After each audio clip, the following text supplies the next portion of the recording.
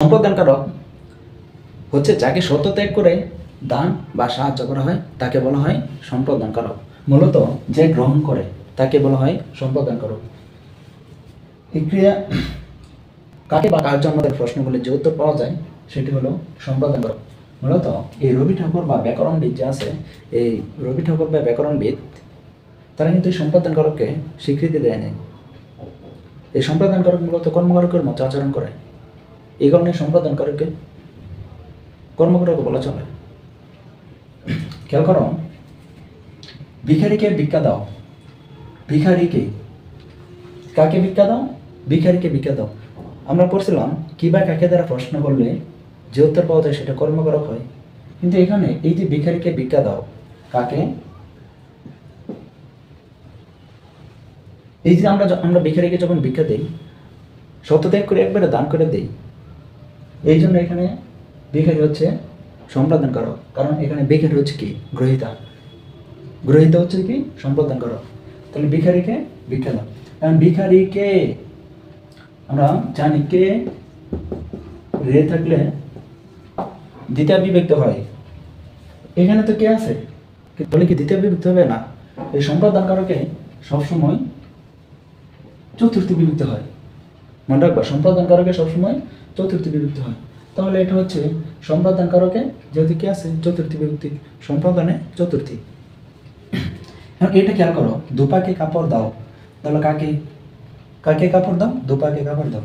কিন্তু এখন প্রশ্ন হলো, দুপাকে আমরা যখন কাপড় দিই, মূলত আমরা দুপাকে ধোয়ার জন্য কাপড় দিই। দুপা কি করে? ধুয়ে 15 কিন্তু আমাদের ফেরত দেয়, তাই না? এইখানে কিন্তু আমরা দুপাকে সত্যত্যাগ করে কাপড় দিয়ে দিচ্ছি না, এই জন্য এটা কিন্তু সম্প্রদানকারক নয়, এটা হচ্ছে কর্মকারক। কারণ এই যে কাকে কাপড় দাও, দুপাকে কাপড় দাও, বুঝতে পারছো? এটা হচ্ছে কি? কর্মকারক।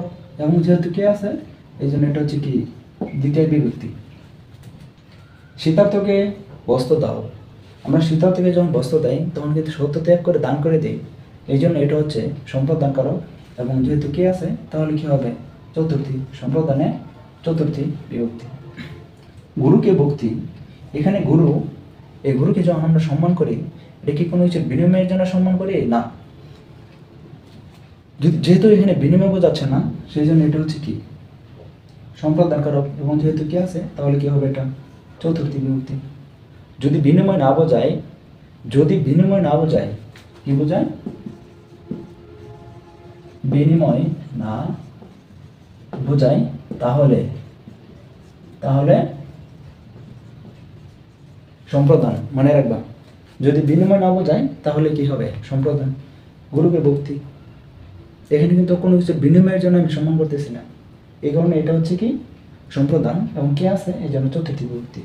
এখন খেয়াল করো, কর্মচারীকে বেতন দাও। কাকে বেতন দাও? কর্মচারীকে। তাহলে এটা তো কর্মকারক হতে পারতো, তাই না? এটাই তো কর্মকারক হতে পারতো, হতে পারে, আবার সম্প্রদান হতে পারে, তাই না? খেয়াল করো, কারণ এই যে কাকে দিয়ে প্রশ্নগুলো সম্প্রদান পাওয়া যায়, কিন্তু এখানে কাকে বেতন দাও? কর্মচারীকে বেতন দাও। এখন আমরা যে কর্মচারীকে বেতন দিই, এটা কি সত্যত্যাগ করে দান করে বা সাহায্য করে? এটা এমন না। সে কি করে? সে কাজ করে, কাজের বিনিময়ে আমি তাকে কি বেতন দিই। তাহলে এখানে কি বিনিময় হচ্ছে না? যদি বিনিময় বোঝায়, বিনিময় বিনিময় বোঝায়, তাহলে তাহলে কর্ম। এই বিনিময় বোঝালে কি হবে? কর্ম। মনে রাখবা। তাহলে এটা হচ্ছে কি? কর্মকারক। এই কর্মকারকে এটা কি? কর্মকারকে এই কে আছে, তাহলে দ্বিতীয়। বুঝতে পারছো?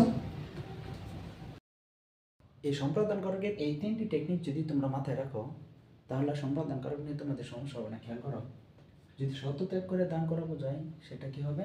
সম্প্রদানকারক হবে। যেমন খেয়াল করো, যেমন ভিখারিকে ভিক্ষা দাও, তো ভিখারিকে আমরা ভিক্ষা দাও, ভিখারিকে ভিক্ষা যে দেই, এটা সত্যত্যাগ করে দান করে দেই, এই জন্য ভিখারিকে, সেটা হচ্ছে সম্প্রদান। আবার খেয়াল করো, ই হলো কি? যদি স্বার্থ বোঝায়, সেটা হবে কি? কর্মকারক। পরলৌকিক স্বার্থ বোঝালে সেটা হবে সম্প্রদানকারক। যেমন মসজিদে চাঁদা দাও। মসজিদে চাঁদা দাও, এটা কি? মসজিদে চাঁদা দাও, এটা ইহলৌকিক স্বার্থ নাকি পরলৌকিক স্বার্থ? অবশ্যই পরলৌকিক স্বার্থ, মানে পরকালের কথা চিন্তা করে আমরা কি করি, মসজিদে টাকা দেই, তাই না, বা মসজিদে চাঁদা দিই। এই জন্য এই মসজিদে, এটা হচ্ছে সম্প্রদান কারক, মসজিদে চাঁদা দাও। কিন্তু সন্ত্রাসীকে চাঁদা দাও, সন্ত্রাসীকে চাঁদা দাও, এই সন্ত্রাসীকে চাঁদা দাও, এটা কি পরলৌকিক কোনো স্বার্থ? না। এই সন্ত্রাসীকে চাঁদা দেওয়া হয় হয়তো বা সে তোমার উপর জোর প্রয়োগ করছে, বা তুমি তোমার কোনো একটা স্বার্থ, মানে ইহকালে, মানে ইহলৌকিক কোনো একটা স্বার্থ, বা তোমার কোনো একটা স্বার্থ হাসিল করার জন্য তুমি কী করো, সন্ত্রাসীকে চাঁদা দাও, তাই না? তখন এটা হচ্ছে ইহলৌকিক স্বার্থ। এই জন্য এটা হচ্ছে কর্ম, এটা হচ্ছে কি কর্ম, আর এটা হচ্ছে কি সম্প্রদান। বুঝতে পারছো? মসজিদে এ আছে, এই কারণে এটা হচ্ছে কি সপ্তমী, এখানে কে আছে, যেহেতু এটা কি কর্মকারক, এই জন্য এটা হবে দ্বিতীয়া। আবার খেয়াল করো, চাকরির জন্য মক্কা গেলাম, চাকরির জন্য মক্কা গেছো, চাকরির জন্য, এটা হচ্ছে তোমার ইহলৌকিক স্বার্থ। যেহেতু এটার দ্বারা ইহলৌকিক স্বার্থ বোঝাচ্ছে, সেই জন্য এটা হচ্ছে কি কর্ম, এটা হচ্ছে কি কর্মকারক। চাকরির, চাকরির র আছে, এই জন্য এটা হচ্ছে কি ষষ্ঠী বিভক্তি। এখন খেয়াল করো, হজের জন্য মক্কায় এলাম, হজ, এটা কি ইহলৌকিক স্বার্থ বোঝাচ্ছে নাকি পরলৌকিক স্বার্থ বোঝাচ্ছে? এটা অবশ্যই কি হজের জন্য, পরকালের কথা চিন্তা করে তুমি কি হজ করতে গেছো, তাই না? এটা হচ্ছে পরলৌকিক কোনো স্বার্থ। এই পরলৌকিক স্বার্থের জন্যই তুমি কি করছো, মক্কায় গেছো হজ করার জন্য। এই জন্য এটা হচ্ছে কি সম্প্রদান, এটা হচ্ছে কি সম্প্রদান কারক। হজ এর আছে, এই জন্য এটা হচ্ছে কি ষষ্ঠী বিভক্তি। 3 নম্বর পয়েন্ট দেখো, কোনো কাজের পেছনে যদি কোনো উদ্দেশ্য থাকে, যদি উদ্দেশ্য থাকে তখন সেটা হচ্ছে কি সম্প্রদান, এবং এই উদ্দেশ্যটি যে স্থানে ঘটে সেটি হচ্ছে কি অধিকরণ। চলো নামাজে যাই, তুমি যে নামাজে যাওয়া, নামাজে যাও, এটার পেছনে অবশ্যই কি একটা স্বার্থ আছে, তাই না?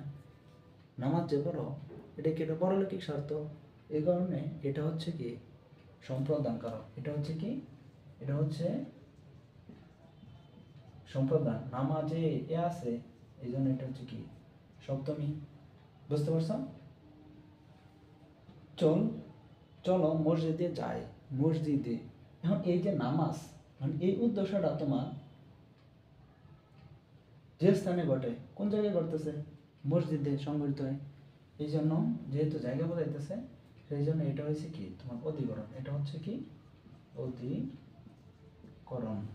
মসজিদ এ আছে লাস্টে, এই জন্য এটা হচ্ছে কি সপ্তমী।